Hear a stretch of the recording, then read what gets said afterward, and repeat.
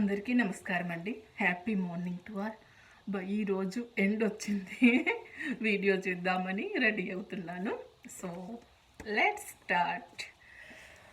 ఎలా ఉన్నారు అందరూ? బాగున్నారనుకుంటున్నాను. నేను కూడా బాగున్నాను. అయితే ఈరోజు మనం మన పూర్వీకుల గురించి తెలుసుకునే ప్రయత్నం చేద్దాం. ముందుగా ముని అంటే ఎవరు అని తెలుసుకుందాం. ఎక్కువ సమయాన్ని మౌనం పాటిస్తూ అంతర్ముఖులై తపోధ్యానంలో జీవించే తపస్విని ముని అంటారు. మరి ఋషి, ఋగ్వేదం ఋషికి మూలం. ఋతుం అంటే సత్యమును అన్వేషించుట అని అర్థము. అంటే ఋషి సత్యాన్వేషి, నిరంతర జ్ఞాన పిపాసి.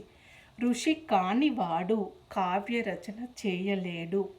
జ్ఞానులు, తత్వ